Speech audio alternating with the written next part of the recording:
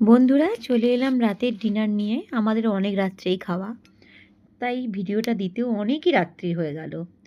তো রাতে আজকে একটু বানিয়েছিলাম গরম ভাত, হাঁসের ডিমের ঝাল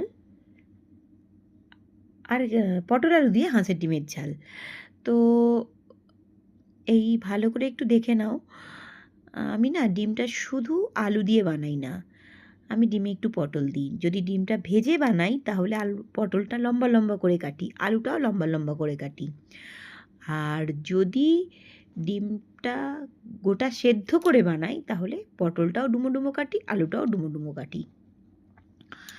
আর একটা জিনিস দেখো, আমি তরকারিটা না বেশি স্পাইসি বানাই না, একদম পাতলা পাতলা। আমাদের বাড়ির লোকেরা না এই স্পাইসিটা খুব একটা পছন্দ করে না, তাই পাতলা ঝোলই পছন্দ করে। আর আমি ডিমের তরকারি খেতে খুব একটা পছন্দ করি না, তো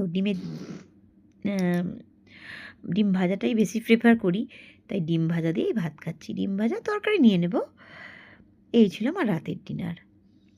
তোমরা কি এখন তো অনেকেই শুয়ে পড়েছো, হয়তো কেউ সকালে দেখবে, অথবা অনেকে দেখেও ফেলবে এখন।